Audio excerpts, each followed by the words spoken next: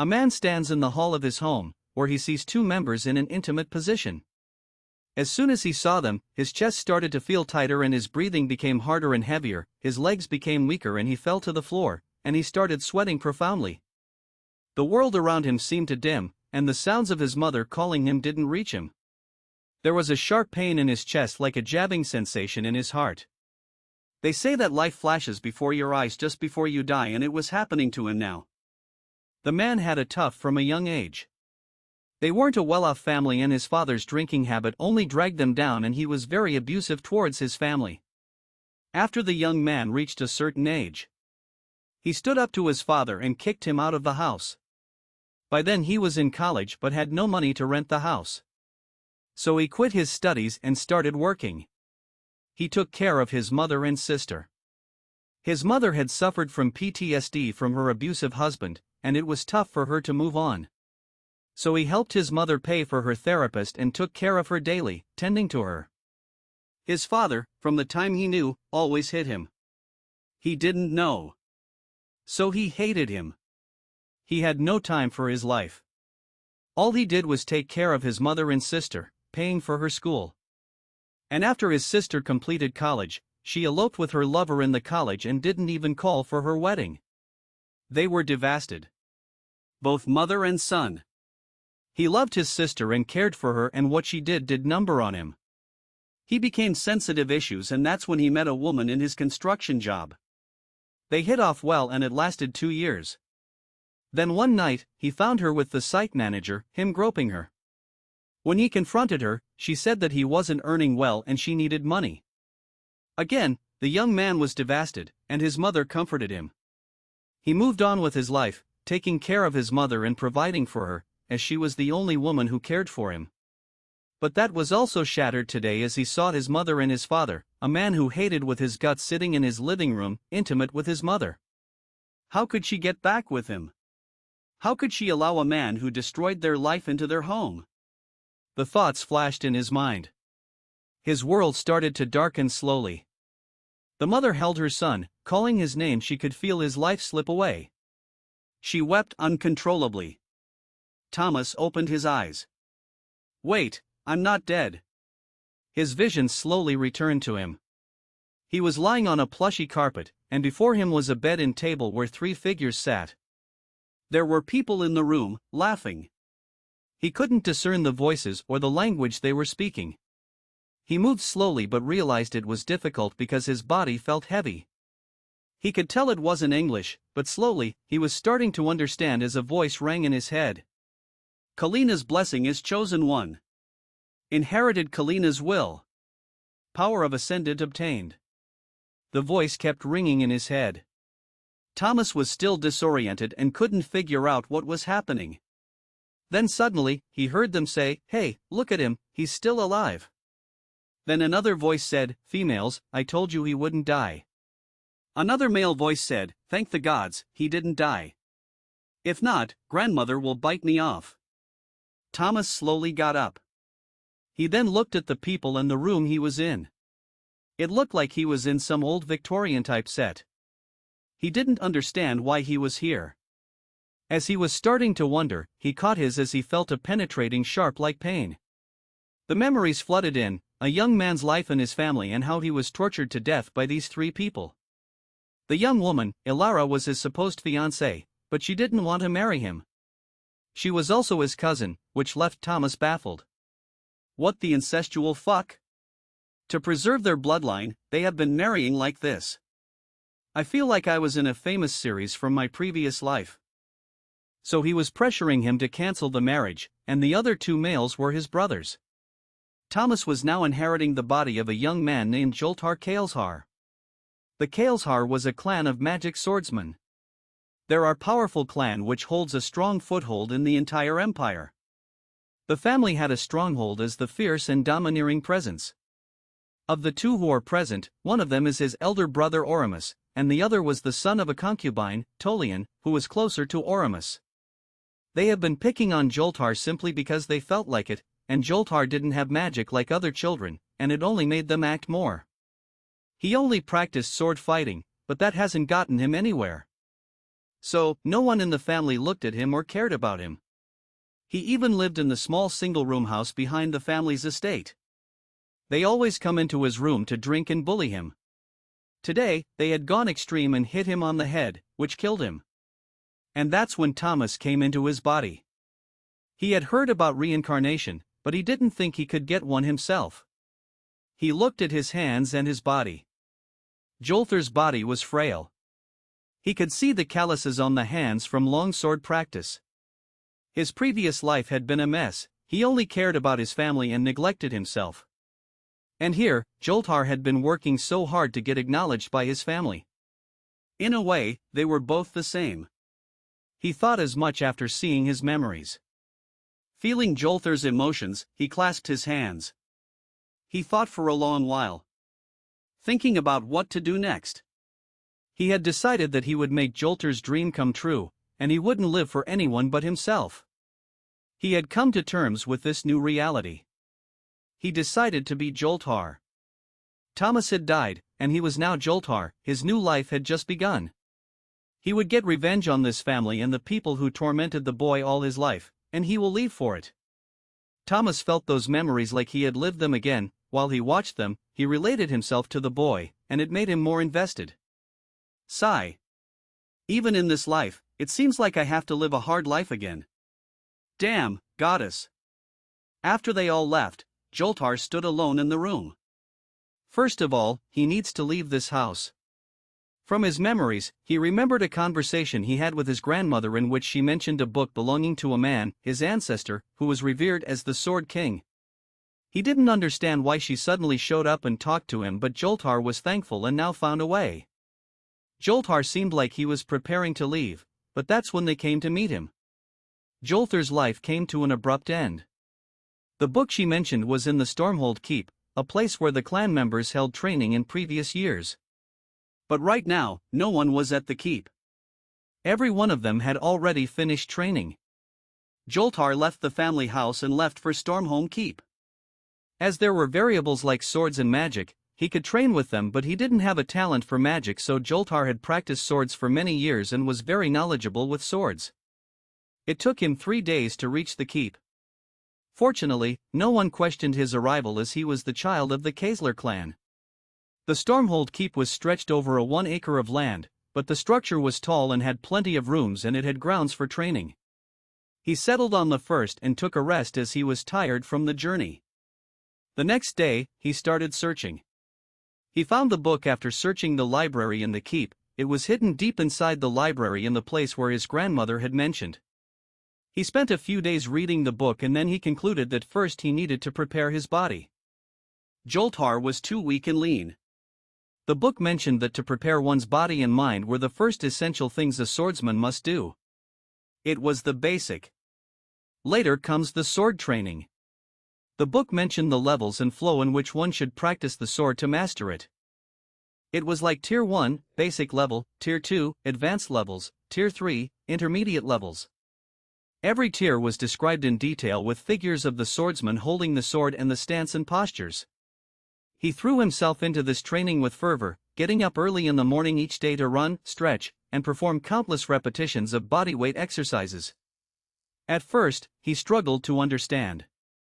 He was just a construction worker, he didn't know much about the swords and all. He watched movies or TV in his free time but never read novel stuff or anything related to this. But he wasn't about to back down. Once he sets his mind on something, he won't be able to stop himself until it is done. It was like when you found your favorite game, you would sit all night to finish it. The idea of a sword and training with it was exhilarating, and the profoundness in the book really made him fantasize. Whoever wrote, they must have really loved the sword.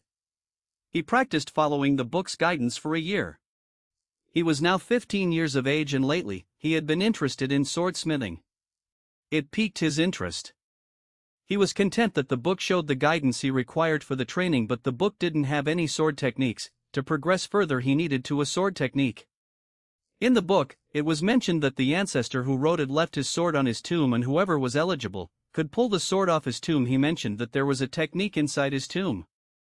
The mentioned tomb was in their cemetery, back at the Stormhold Keep. He went to the cemetery and searched for the tomb, and while he was searching, he found a room. He entered the room, and as soon as he entered, darkness engulfed him. He couldn't see anything. So he brought a lantern and went in. There were a lot of stone tombs around. In the dark, he could make out rectangular long tombs all over. As he wondered, he saw a large tombstone which was white and different from the others. On top of the white tomb, there was a sword. A long, rusted sword plunged into the tombstone. Jolthar felt like the sword was calling to him, and he involuntarily moved to the tomb. As he reached the tomb, his hand moved and touched it. As soon as he touched, like a magnet, the sword clutched to his hand. The next second, the white slab on the tomb broke. Then a skeleton was revealed. On top, there was a book. He took and read the name as the Sword of Chaosbane. Thomas will be addressed as Jolthar. Jolthar POV. Months passed, and I was starting to see the effects of my training. I changed my diet, eating fried meat. I have to say, they have the best cooking in the keep. My muscles started to swell, my stamina improved, and I moved with a newfound grace. But physical preparation was only the first step. The staff at the keep were friendly. They were sympathetic towards me. And few of them even encouraged me to keep doing what I believe. So far, everything is working out well for me. I guess the goddess did some work, thought whoever sent me here, doing the patchwork for me. The book spoke at length about the importance of mental discipline and cultivating a calm and focused mind. I took up meditation, spending hours each day in solitude. At first, it was maddening, my thoughts were all over the place, and I couldn't sit still for more than a few minutes, with my eyes closed. But gradually, I learned to quiet the storm in my mind. Slowly, I calmed myself and my thoughts. The meditation helped me to keep myself sane and poised. I learned to control my emotions. Right now, I was sitting in my room, meditating. That's when I heard the voice again. Soul stabilized. Power of Voidwrath in effect. Suddenly I could feel different, and my body started to radiate a purple smoke-like flame. It was coming from the pores of my skin. I was in a daze, looking at what was happening to me. Suddenly I felt something pressed upon me, like an invisible ton of weight dropped on me. I tried to resist, but it only made my body shudder and ache all over. I was alone, there was nobody in the room right now. I couldn't even think properly or find out what was happening to me. I was stuck there, not even able to move a single muscle. The purple flame-like energy was increasing, and it suddenly flared up. And then, out of nowhere, a figure dropped in front of me. Gritting my teeth, I could see that it was a woman dressed in a black gown flowing around her. As soon as she entered the room, the pain subsided, but not entirely. She was hovering before me and she was smiling at me. Fuck. This was all I could restrict. I will talk and you listen, so that you can be relieved of your pain, she said. Her voice was different than any woman he heard until now. I could only nod. A small smile crept onto the woman's face. Yes, I am the one who gave you a second chance. The reason you are like this is because you are extremely weak. The being stated directly. So grow stronger, and we will meet again. If I stay any longer, you will be fried into nothingness. She was speaking as if I were just like an ant. Like I didn't matter. I wanted to speak, but I barely held myself. And she said that she restricted her power, and what if she fully unleashed it? I could only imagine. Then I saw her move her hand towards my head, and a small golden light energy flowed from her fingertip towards my glabella. Power of Blessed One obtained. Then she said, I already gave you something to make things simpler for you. It will help you in times of danger and with your growth. I will take my leave now. With that, she disappeared. Puff, she was gone in an instant, leaving me there in shock. Ah! Right after she left, air rushed into my lungs, and I was panting really hard, sweating profusely. Stretching my legs and leaning back, I just stared at the space where she just disappeared. Fuck! What just happened? She came, talked, and left. And the only thing my brain registered was the word weak. She said that I was too weak to endure her presence. Just how powerful was she? Sigh. The purple energy was still radiating from me. Is it mana? No, it wasn't mana. Whatever it was, I could only use it for now to grow stronger and meet her again. That day, as soon as she left, I made my way to the library, eager to understand more about the gods of this world and the elusive goddess Kalina. My search was fruitful. After scouring shelves and skimming through ancient tomes, I found a passage on her. Kalina, the goddess of life and death, stood as one of the most revered beings in the gods' realm. She was the wife of Xarius, one of the three great gods, and was rumored to possess strength surpassing all other gods. This discovery only deepened the mystery. Why would a goddess of such power have any interest in me, a mere mortal? The question lingered in my mind as I dove further into my reading, determined to uncover everything I could about this pantheon of gods. Apparently, there were 13 pantheons, each ruled by its own set of deities, with the primary power structure resting in the hands of three great gods, Xarius, Crarius, and Bramius. Xarius, as the lore described, was the strongest among them, ruling from the gods' domain, a mystical realm high above the world of mortals. Below their domain was our world, the Midlands, and below that lay the netherworld, ruled by the god Axdal. Within the gods' domain, there was a hierarchy. Directly below the pantheons were the deities, overseen by their king, Inadris. Inadris' tales, in particular, were colorful, to say the least. One story spoke of him descending to the Midlands to seduce the wife of a powerful sage, a fairy princess with immense beauty. A battle erupted between the sage and Inadris, and, against all odds, the sage managed to defeat him, as the sage held Xarius's blessing. Humiliated by his loss, Inadris devised a deceitful plan. He disguised himself as the sage and returned to seduce the fairy princess once more. She, unable to distinguish between her husband and the impostor, welcomed him into her embrace. When the sage returned and found them together, his fury knew no bounds.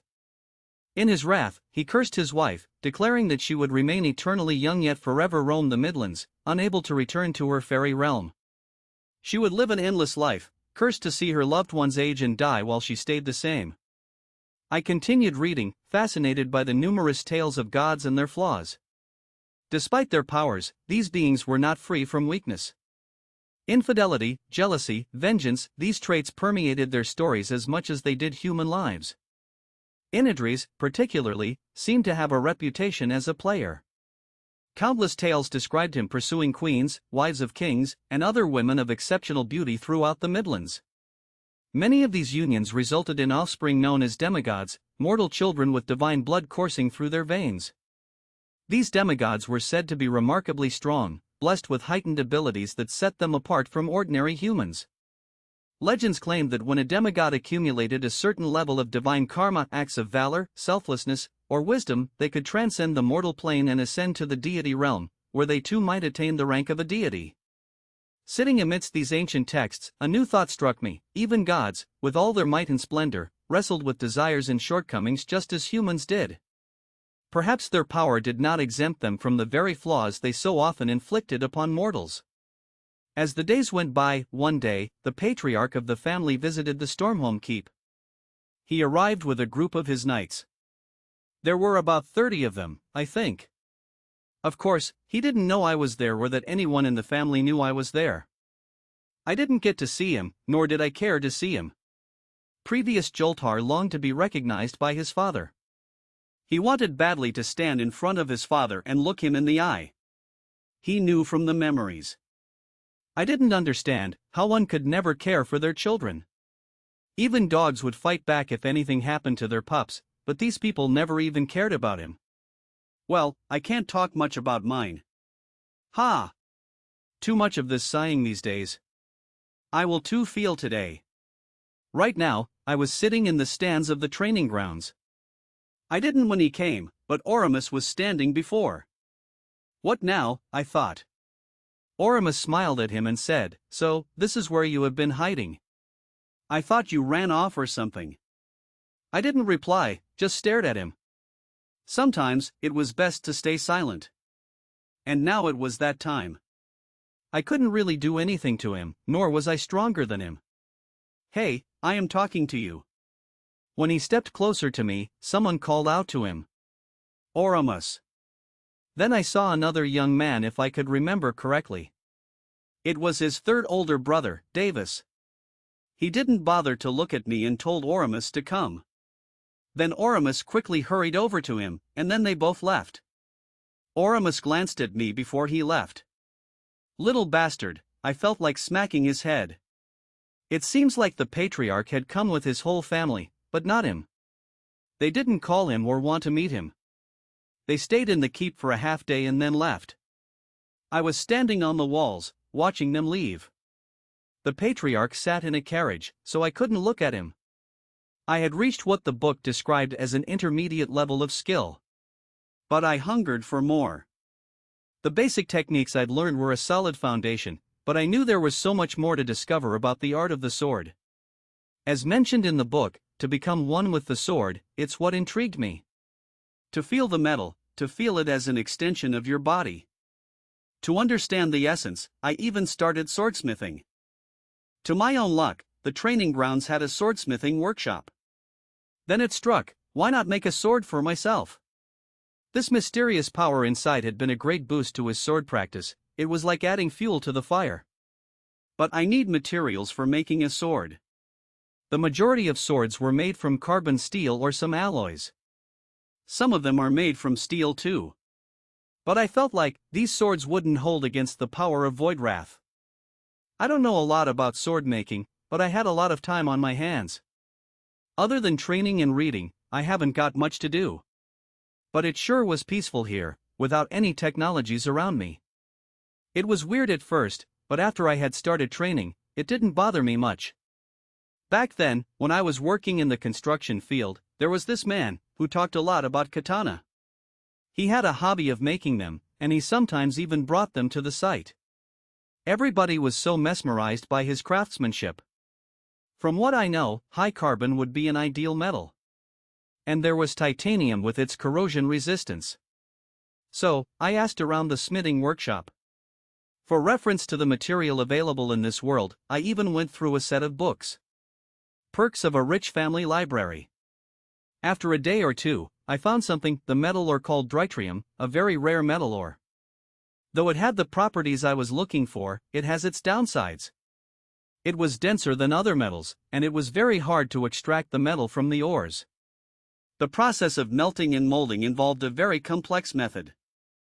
Also, I had to find the ore first, as it wasn't available, like vegetables in the market. Suddenly, I thought of the goddess. Maybe she would help me. Ha! Sighing, I got up and left the library. 2 weeks later, Jolthar was now riding towards the sunset, until finally, he arrived at a lone barren mountain situated west of the Stormhome Keep. The mountain rising from the flat, desolate plains looked no different from an uninhabited island in the middle of the ocean, except that the rust-colored rocks emanated an unearthly, sinister aura. Young master, do you really plan on living here? Colinus felt terrible at the thought of leaving Jolthar alone in this desolate place away from the keep. Colinus had been the man taking care of the keep for years, and he had received Jolthar when he first came to the keep. Colinus was an old man and a gentle soul. He felt really bad seeing the state of Jolthar when he first arrived. And he was the one who helped him with proper meals for Jolthar all this time. The sight of Jolthar muscular form now, he was feeling content. He didn't understand how the clan could not care for such a dedicated boy. He didn't understand why he suddenly set out to train here in these mountains, and Jolthar had requested that he bring him meat to here. On the contrary, Jolthar liked this place a lot. He replied, "Yes, I do. This is the perfect place for me to concentrate on practicing my sword." Jolthar forged a sword, made from tungsten, a very dense and heavy sword, but Jolthar preferred it. Though it looked lean, its sharpness can cut through any metal, and he also embedded the mysterious chi. He took the idea of katana and made its one side sharp and kept the other side flat. The blade was a meter long with a 3-inch width and a 1/2 inch thick. The ones who helped said that it would be very heavy and brittle. He wasn't bothered with the weight of the sword. He wanted to make a flawless sword. Under the guidance of the smiths, he added an alloy to make up for the limitations, and the chi also helped a lot. Though the process of making would have been hard if not for the magical runes used for heating. The metal required a lot of heating to mold and shape it. If Jolthar's friend from back then was present, he would have jumped in joy seeing the sword. If there are any problems with living here, it would have to be the difficulties in securing living necessities. I'll have to depend on Colinus's seasonal visits for that. Uncle Colinus, I know this will be hard on you, but would you mind continuing sending me supplies regularly? Oh dear. Please don't say such things, young master. Taking care of you is my duty. You shouldn't worry about me and focus on sword training. Jolthar smiled and said, "Thank you, uncle." However, instead of making Colinus feel reassured, Jolthar's smile only ended up making him feel even more guilty. Jolthar looked up at the giant mountain before him. I won't go back until I cut this mountain, Jolthar muttered to himself. After Colinus had left, Jolthar carried his luggage into a cave on the side of the mountain. The naturally formed cave was wide and deep, perfect for his living and training needs. When he was done moving his luggage, Jolthar did not rest. Instead, he piled up a stack of large rocks into a certain shape, then headed to the bottom of the mountain and filled up a sack with soil. He drew some water from a crack in the rocks near the cave and mixed it with the soil to form clay. He then used the clay to fill the cracks in between the large rocks that he had piled up. Just like that, a week later, Jolthar finished making himself a gigantic furnace 3 times the size and thickness of the one in his old smithy. The reason for this large furnace was that there was no firewood available near mountain. He'd be able to find coal in the mountains. The flames created from burning coal were far hotter than those created from firewood, so he needed a furnace that could handle much higher temperatures. 2 days later, after searching around the mountain, he found a location where he could mine a black rock that matched the description of coal. Another one of his perks of the reading. Phew! Jolthar observed the white-orange hot flames in his new furnace. The heat spreading out from it was so intense that it was hard to breathe even far away. He tossed several chunks of iron ore into the furnace. He made the furnace to pass his time by smithing. It also helped him keep his mind off things, to stabilize his mind. Phew! Jolthar took a deep breath and looked up at the blood-red rock wall in front of him. It was the largest cliff face, being 400 feet tall and 600 feet wide. It's like a giant among giants is looking down at me, like nature's majesty and supremacy are aiming to crush my spirit. This wall is the backbone of the mountain, and the red coloration is its blood. From now on, you will be my opponent. In his hand, Jolthar held a new long sword that he had spent his months forging. The sharpness of its blade could be discerned from the way the steel glinted in the bright sunlight. He had other ideas of making a long sword. For that purpose, he had built the furnace. From his ancestor, he learned that he had to develop a sword aura. The aura was very unique and was a big step into becoming a swordsman. Jolthar spent most of his days concentrating on his aura. The biggest hurdle for Jolthar was very hard to obtain. To develop a deep bond with the sword. Train with the sword to synchronize the wielder's movements and intentions with the sword's abilities, enhancing its effectiveness.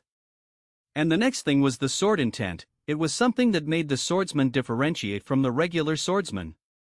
The intent is the will of the individual wielding the sword. The sword's intent often reflects the wielder's purpose or will. The sword's abilities or powers might align with the wielder's emotions. A sword wielded with calm resolve might be more precise and controlled, while one wielded with rage might unleash more chaotic and powerful attacks. The more attuned the wielder was to the sword's aura, the more powerful and effective the sword became. He poured his purple energy into the blade, and the blade hummed in response. This was the sword acknowledging his purple energy. While maintaining the chi in the blade, he closed his eyes and recalled the forms of the sword of Chaosbane. The form involves the 6 forms of Chaosbane, in an order of their power and range. Jolthar went through the 6 basic forms of the Chaosbane in his mind. Eclipse / Crescent of the Void, Phantom Curve, Chaos Resonance, Bloodweight Cleave, Starlight Doom. They were the 6 forms of the Chaosbane. The whole bundle of the book contained a detailed description of the forms, and Jolthar took his time reading and memorizing them. And now it was time to put them to use and perfect them. However, the really scary part of the 6 forms of the Chaosbane could only be realized when the forms were combined and performed in conjunction. Its true strength was not the sum of the 6 individual forms, but the strength of the 6 forms multiplied together. Theoretically, simply by combining only 2 forms, one would be able to create 30 new forms. Adding that number to the original 6 basic forms, that would be 36 forms in total. And that was not the limit. The keyword there was theoretically. Not even Jolthar knew if it would actually work, since his predecessor hadn't actually reached that level of mastery. He mentioned that in his journal. Right now, Jolthar had only learned the first 3 of the 6 basic forms. Even then, it had taken him many repeated experiments and failures to iron out the mistakes and problems with the forms. Turning theoretical sword art into reality ended up being a lot harder than he thought it would be.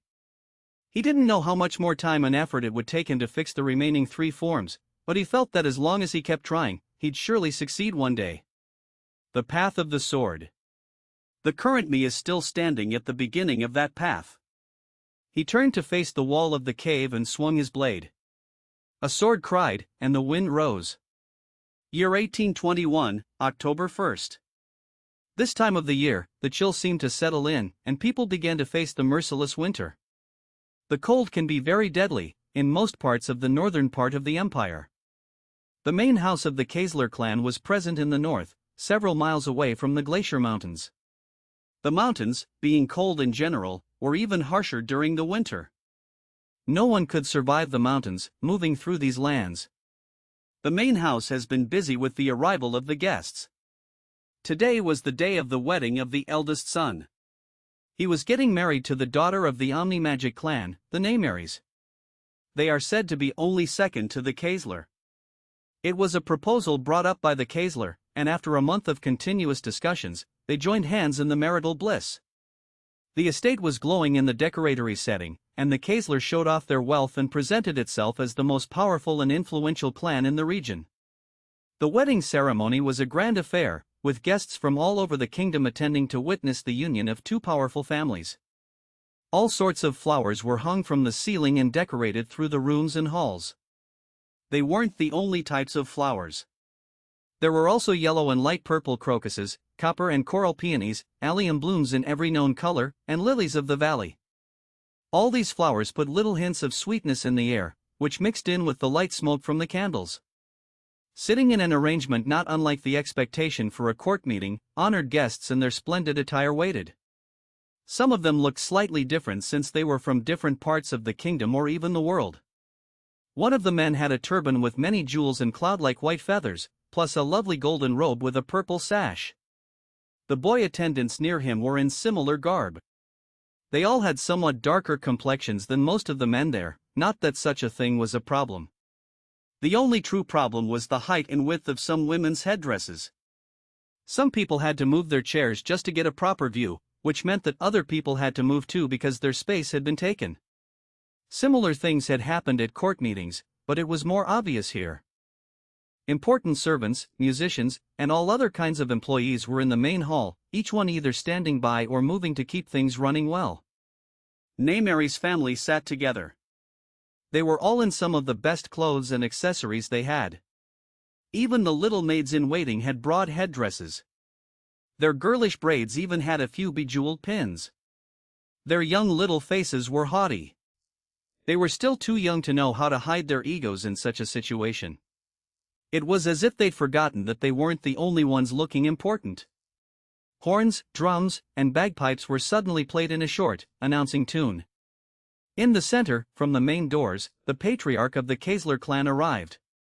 A few steps behind him, each holding a box plated in gold, were his squires. The patriarch was wearing a long gown with sleeves that fell a significant length past his hands. There was even a wing-like shape. The warm weather didn't matter. The gown was in a base of black, the deepest black. There was lush embroidery, which would have taken a very long time to complete. Costly indigo threads, outlined by gold, formed flowers and fruits. A heavy belt of golden squares and large jewels was around his waist. Attached to that belt, there was a sword with a bejeweled handle and similarly encrusted sheath. His fingers, even a thumb, had what were likely the largest and most boastful rings in the whole room. There were 3 necklaces. The first one was made of large, golden ovals and rectangles, each one with a few tiny and glittery stones in a seemingly random arrangement. Between each shape there were larger stones. It might have had 18 inches. The second necklace could have had around 24 inches. It was a complex chain of silver and gold links with many different angles. Some would have called it a birdcage chain. The third necklace might have had 30 inches, and it was a combination of things. Sections of birdcage chains like the previous necklace, sections of large stones set in precious metals, and sections of simple but costly and large beads. There were even 3 pendants of pearl clusters and dangling spangle chains. Over his shoulders, held up behind him by a handful of servants, there was the famous indigo cape with the ermine lining in family's crest. His hair was smoothly braided with little gems pinned in, similar to those little maids in waiting. The musician's drums seemed to match his feet as he slowly marched down the rug. His shoes were gold with black velvet bows and round pearls. The procession halted some distance from the platform bearing the throne. Then, carefully, they all had to turn around and move ahead a bit. The servants had to keep the cloth from twisting. He came to a halt before the Neymaris family, greeting the head of Neymaris family head. He was a man of regal stature with a commanding presence that demanded respect. It was a sight to behold to see both powerhouses, 2 powerful beings standing side by side. Then they both sat side by side, at the center of the room. The music stopped. From a door on one side of the room, a new man entered. The music started again, but this time it was a little tune with flutes. He was a priest from the temple in Adragon. 2 of his apprentices kept near him. The priest had a tall hat with fine silk patches in vertical rows. His gown had a pattern of silver and white that resembled flowing water. He quietly walked over to the center and stood in a spot behind the patriarch's cloak. Again, the music stopped. Those doors were opened again. Horns, flutes, drums, lyres, tambourines. Slow but triumphant music. The bride and the groom entered the room. Lady Liliana, the eldest daughter of Neymaris, and Laurel, the eldest son of Kaezhlar, strode side by side. They both were of the same age, in their mid-20s.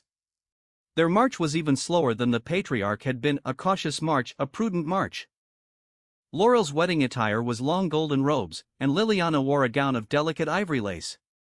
Her hair came down in loose waves, adorned with small white flowers that matched the ones in her bouquet.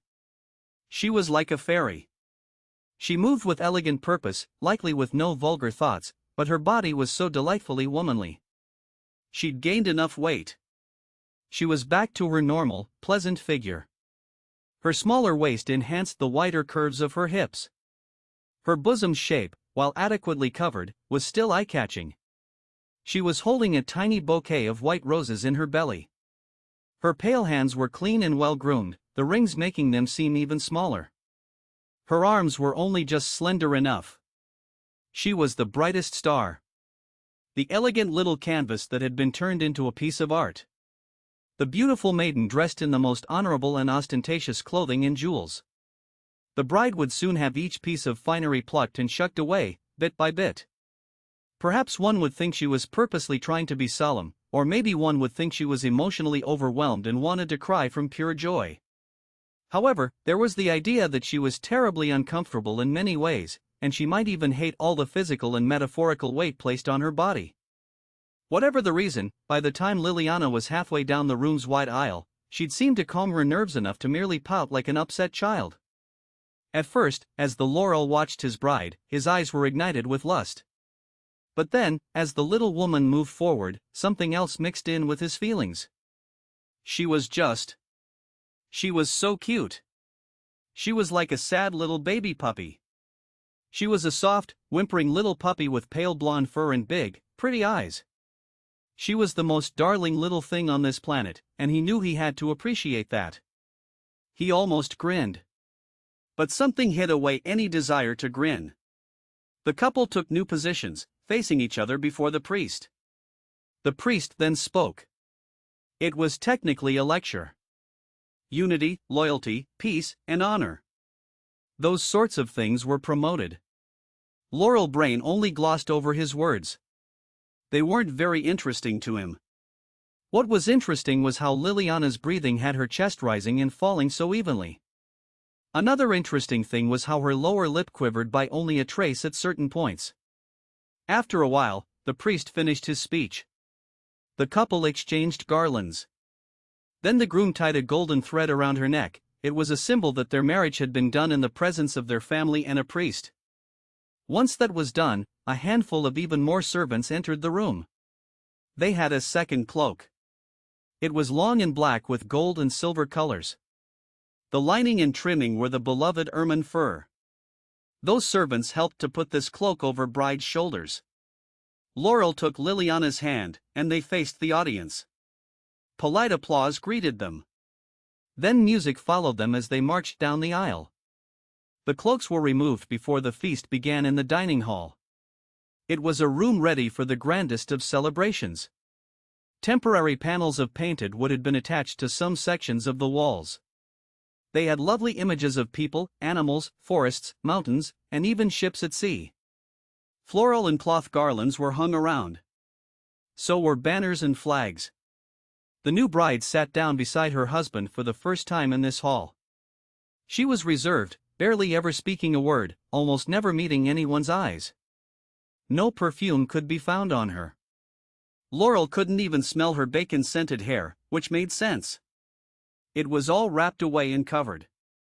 First, food was served. It had to be.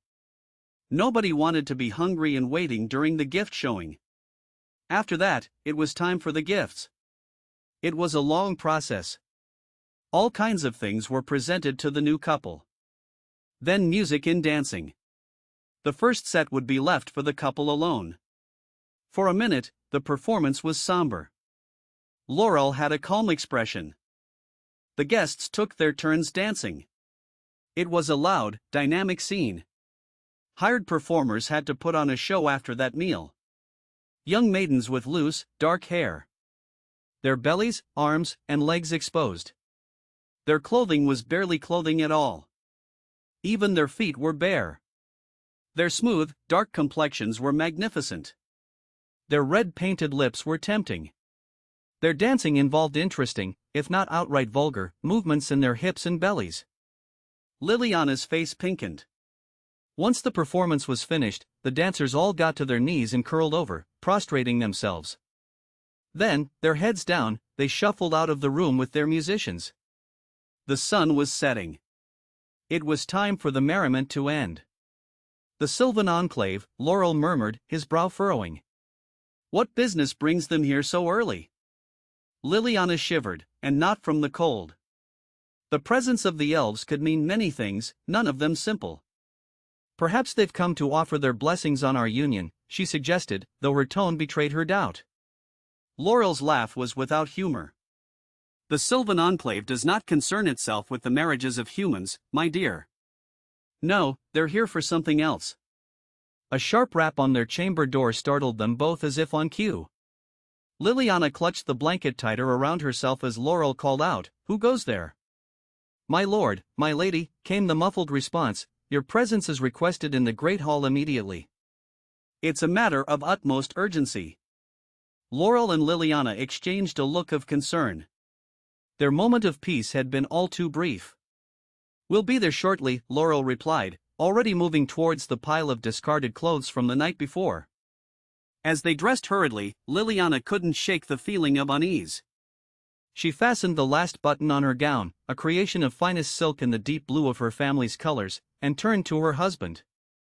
Laurel, now clad in the black and crimson of House Kaezhlar, cut an imposing figure. He reached out and cupped Liliana's face in his hands. "Don't worry, it's not something we should trouble ourselves with." Liliana nodded, drawing strength from his words and the fire in his eyes. Together, they left the sanctuary of their chamber and descended into the unknown. **** The Great Hall of Sandornan was a marvel of architecture, its vaulted ceilings supported by massive columns of white marble veined with gold. Tapestries depicting the storied history of House Kaezhlar adorned the walls, their vibrant colors a stark contrast to the tense atmosphere that now permeated the air. As Laurel and Liliana entered, all the members of the house were already present, and his father, the clan patriarch, was seated at the center. Lord Kaezhlar, the patriarch, remained stoic as he watched the hall. Beside him, Lady Kaezhlar, his wife, wore a blank expression when she saw both of them enter. Facing them were the elven emissaries from the Sylvan Enclave. Their leader, a tall, willowy figure with eyes like liquid silver, stepped forward. Lord Kaezhlar, the elf said, his voice melodious yet tinged with urgency. I am Fiancée, emissary of the Sylvan Enclave. We bring grave tidings. The patriarch inclined his head respectfully. Speak, emissary Fiancée. What news is so dire that it brings you to our doors at dawn? Fiancée's eyes darted around the room before settling back on the newlyweds. The seers of the Enclave have had a vision. A darkness stirs in the north, beyond the Frostspine Mountains. The ancient enemy we thought long defeated is rising once more. A collective gasp rippled through the assembled crowd. Eloan felt her blood run cold. The ancient enemy, it could only mean one thing. The Niferites, she whispered, her voice barely audible. Fiancée nodded solemnly. Indeed, my lady. Our visions show his corrupted forces massing in the frozen wastes. If left unchecked, they will sweep down upon our lands like a tide of death and decay. The oracle has told us about the upcoming doom. She implored us all to make haste and prepare for the war. As the war was imminent. The urgency in Fiancée's words struck them all. We must immediately start praying to the great god Zarius, one of the elders in the hall shouted. Murmur erupted in the hall. The Niferites are said to be abyssal creatures that existed even before the gods existed, and they feed on souls and on the blood of gods. But Zarius had killed them long ago and sealed their bodies away in the frozen wastes. Lord Selim stepped forward, his voice booming in the cavernous hall. This is grave news indeed, but why bring it to us? You should have taken this matter to the Emperor instead. A wry smile touched Fiancée's lips. You underestimate your own importance, Lord Kaezhlar.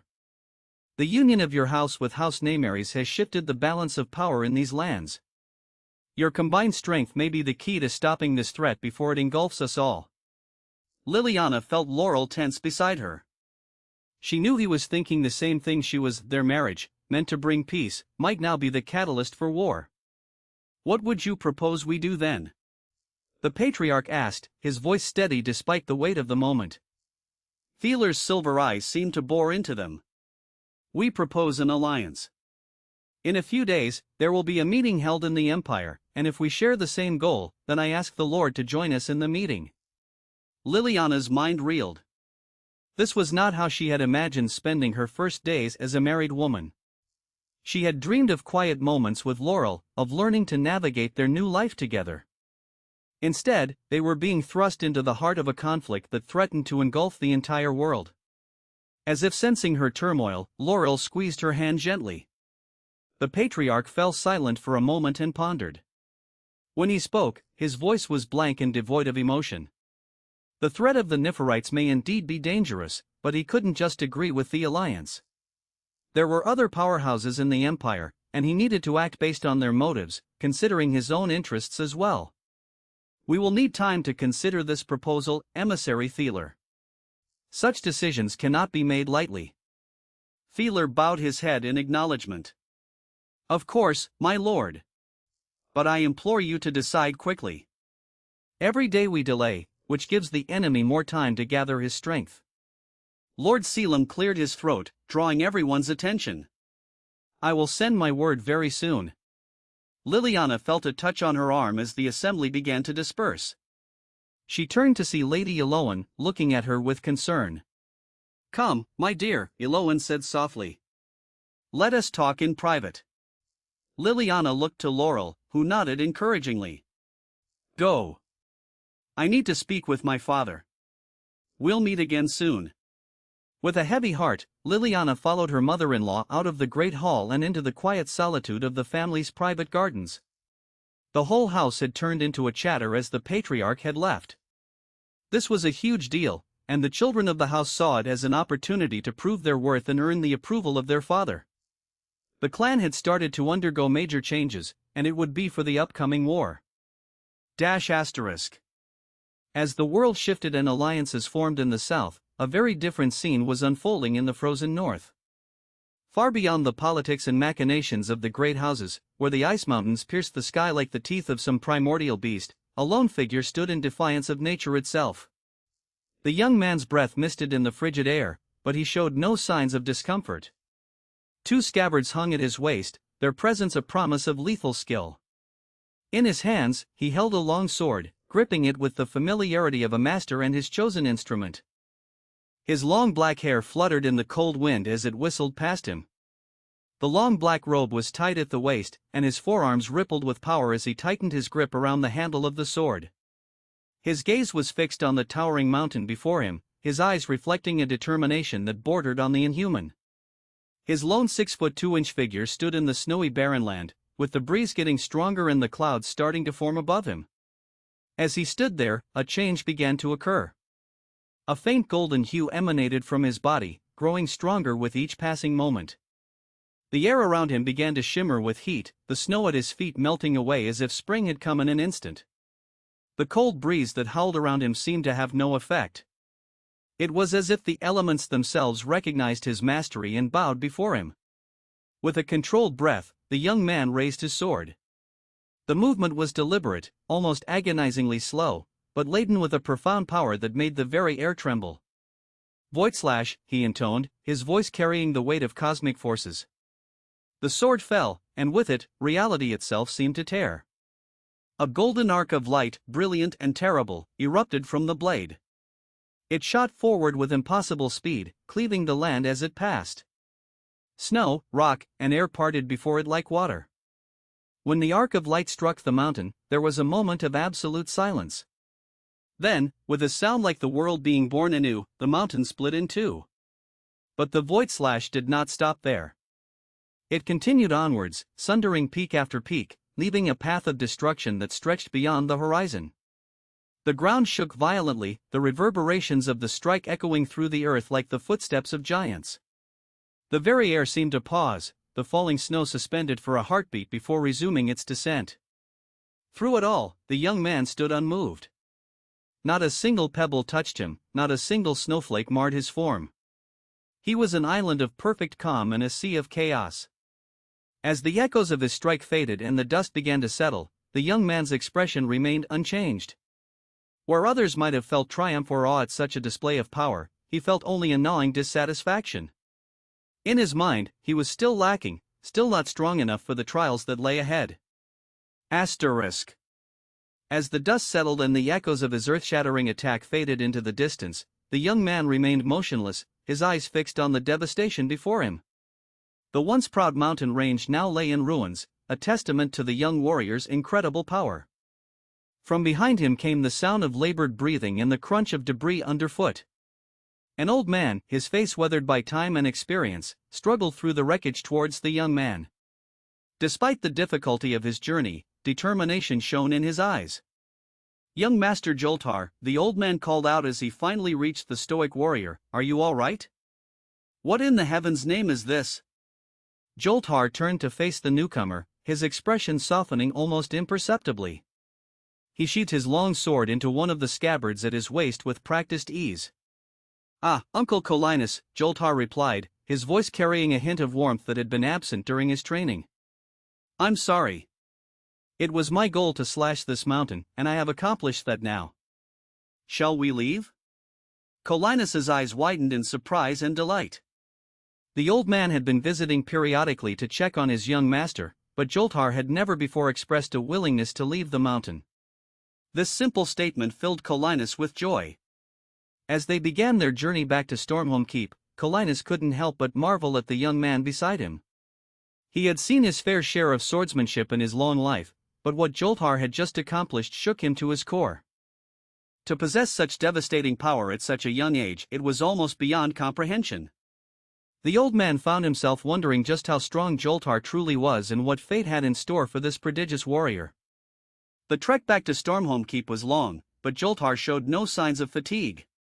If anything, he seemed energized by the prospect of returning to civilization after his self-imposed exile in the mountains. Asterisk. In the thick forest near the Stormholm Keep, a few miles from the keep, the dense forest was alive with the sounds of desperate flight and relentless pursuit. Leaves rustled and branches snapped as a woman in her 30s raced through the undergrowth, a 5-year-old child clutched tightly to her chest, her hands held the child tightly to herself. Her breath came as frantic and her face pale, and she was exhausted, but she never stopped. Blood stained her clothing, evidence of wounds sustained during her frantic escape, yet she pressed on with grim determination. Behind her, closing in with every passing moment, were her pursuers, men dressed in nondescript gray clothing, their faces obscured but their intent clear in the ferocity of their chase. They couldn't be described as their faces were also covered by the gray cloth, leaving only the eyes. For a week, this deadly game of cat and mouse had played out in the wilderness, but now it was drawing to its inevitable conclusion. Though she didn't know for how much time she had been running, she fought and killed, and their pursuers were relentless. The woman burst out of the tree-line onto a well-worn path, hope flaring in her eyes at the sight of open ground. But fate had other plans. A dagger, thrown with deadly accuracy, embedded itself in her upper shoulder. With a cry of pain, she stumbled and fell, her body curling protectively around the child as they hit the ground. In moments, the gray-clad men had surrounded her, their weapons drawn and gleaming in the dappled forest light. One man, clearly the leader, stepped forward, his voice cold and devoid of mercy. "Woman, hand over the child and meet your death," he demanded. Another of the pursuers, his breath coming in ragged gasps, spoke up. "Why don't we take her to the woods before killing her? She made us chase for a week, and we've been stuck in this place for days." The leader's response was swift and harsh. "Shut up. Don't you understand we're already late?" Despite her injuries and the hopelessness of her situation, the woman's resolve remained unbroken. "I won't give her up," she declared, her voice weak but unwavering. "Even if I die, I won't."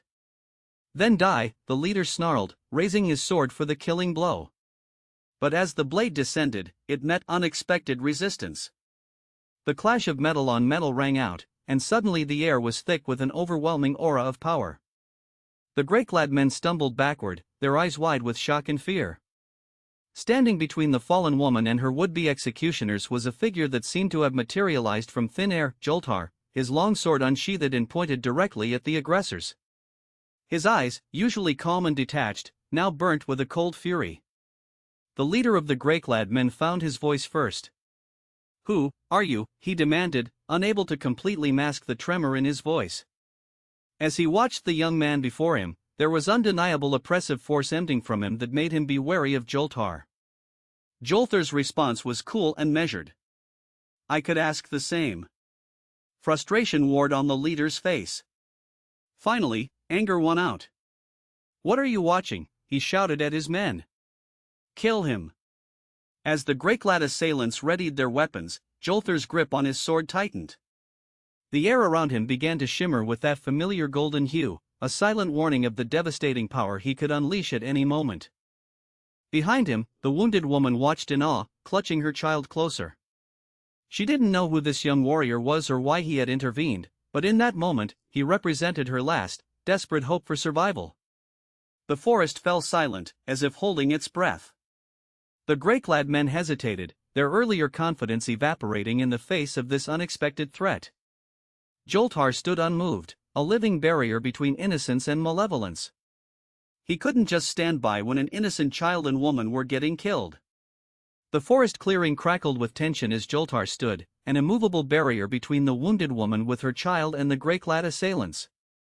The cold wind whipped through the trees, carrying with it a sense of impending violence. Jolthar's eyes focused on all the gray-clad men surrounded. It was the first battle, ever since he started practicing. A faint smile crossed his lips, as he couldn't wait to see his results of training all these years. The leader's command to attack hung in the air, a silent challenge that neither side seemed eager to answer first. Jolthar's eyes narrowed, his keen senses picking up subtle shifts in the attackers' stances. They were coordinating, preparing for a synchronized assault. His grip on his sword tightened imperceptibly. "Last chance," Jolthar said, his voice low and dangerous. "Walk away now, and you may yet live to see another sunrise." The leader's response was a harsh, guttural laugh that seemed to emanate from somewhere deeper than his throat. "You have no idea what you're dealing with, boy. Kill him."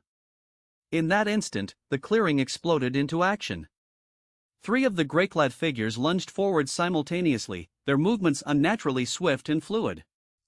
Jolthar's sword flashed in the dappled sunlight, meeting the first attacker's blade with a resounding clang. Sparks flew as he deflected the second strike, twisting his body to avoid the third. The air around Jolthar began to shimmer with a golden hue, the first manifestation of his Voidwrath power. As he parried and countered, each movement became more fluid, more precise, as if the very fabric of space was bending to accommodate his will. One of the attackers overextended, and Jolthar capitalized instantly. His blade sang through the air, cleaving through the grey cloak and biting deep into flesh. But instead of blood, a thick, black ichor oozed from the wound. The attacker stumbled back, its mask slipping to reveal a face that was decidedly inhuman, pale, waxy skin stretched tight over sharp, angular features, with eyes that glowed an unnatural violet. Ninthrals, Jolthar breathed, recognition and disgust mingling in his voice.